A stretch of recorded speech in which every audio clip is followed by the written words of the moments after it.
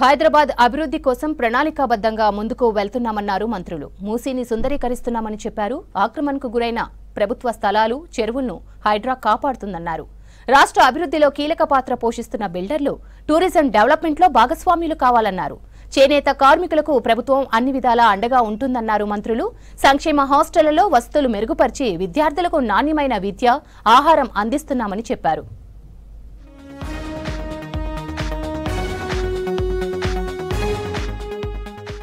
నిజామాబాద్ లో పర్యటించారు సీఎం రేవంత్ రెడ్డి.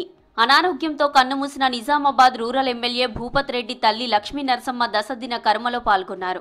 ఆమె ఫోటోకు పూలమాల వేసి నివాళులర్పించారు. భూపత్ రెడ్డి కుటుంబాన్ని పరామర్శించారు. సీఎం వెంట పీసీసీ చీఫ్ మహేష్ కుమార్ గౌడ్, ప్రభుత్వ సలహాదారులు వేం నరేందర్ రెడ్డి, షబీర్ అలీ ఉన్నారు.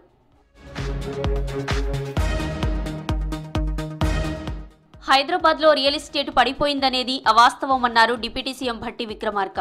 రాష్ట్రాభివృద్ధి ఇష్టం లేని వాళ్లే ఇలాంటి ప్రచారాలు చేస్తున్నారని మండిపడ్డారు. రియల్ భూమి లేకుంటే సిటీలో ఎకరం భూమి 170 కోట్లు పలుకుతుందా అని ప్రశ్నించారు.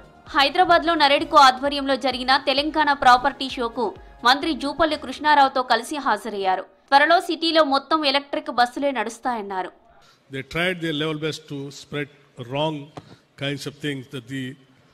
Hyderabad and Telangana real estate is down. People who are not for the growth of the city and Hyderabad and Telangana, they might be trying their level best to spread, but since it is not a fact, it will not sustain for a long. Why the people come here to participate and to pay 177 crores per 1 acre? That shows how seriously the city is growing fast. రాష్ట్రంలో tourism అభివృద్ధికి అనేక అవకాశాలున్నాయన్నారు మంత్రి Jupally Krishnarao.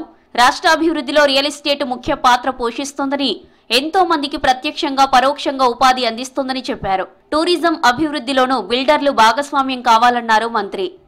As the Minister for Tourism, Culture and Archaeology, I see an incredible opportunity for a new synergy. Telangana is a land of immense tourism potential. We recently launched the Telangana Tourism Policy 2025-30 to attract significant private investments, particularly under the PPP model for the development of resorts, convention centers, ecotourism projects and heritage hotels. త్వరలోనే ఇందిరా మహిళా శక్తి చీరలు పంపిణీ చేస్తామన్నారు మంత్రి Tummala Nageswararao. November 15 నాటికి 65 లక్షల చీరలు ready చేయాలని చేనేత జౌళి శాఖ అధికారులను ఆదేశించారు. చేనేత కార్మికులకు రుణమాఫీ ప్రక్రియ వేగవంతం చేయాలన్నారు. సెక్రటేరియట్ లో చేనేత జౌళి శాఖ ఉన్నత అధికారులతో సమీక్ష నిర్వహించారు మంత్రి తుమ్మల. ఇందిరమ్మ ప్రజా ప్రభుత్వంలో చేనేత కార్మికులకు మహర్దశ పట్టనుందని చెప్పారు. ఇందిరా మహిళా శక్తి చీరల ఉత్పత్తితో 6,900 మంది నేత కార్మికులకు 6 నుంచి 8 నెలల వరకు ఉపాధి కలుగుతోందన్నారు. నేత కార్మికులు ప్రతి నెల 18 నుంచి 22,000 పైనే వేతనం పొందుతున్నారని చెప్పారు. నేతన్న భరోసా పథకానికి ఏడాది 48.80 కోట్లు కేటాయించామన్నారు మంత్రి. చేనేత కార్మికులకు ఒక్కొక్కరికి 18,000, అనుబంధ కార్మికులకు 6,000 ప్రోత్సాహకం అందిస్తామని చెప్పారు. ఈ పథకం కింద ఏడాదిలో 2 విడతలుగా ప్రోత్సాహకాలు ఇస్తామన్నారు మంత్రి తుమ్మల.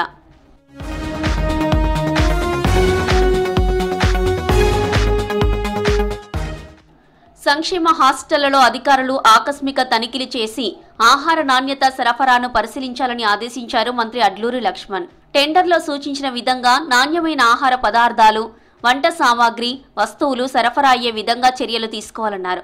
హైదరాబాద్ సెక్రటేరియట్ లో వెల్ఫేర్ హాస్టళ్లపై సమీక్షించారు మంత్రి అడ్లూరి.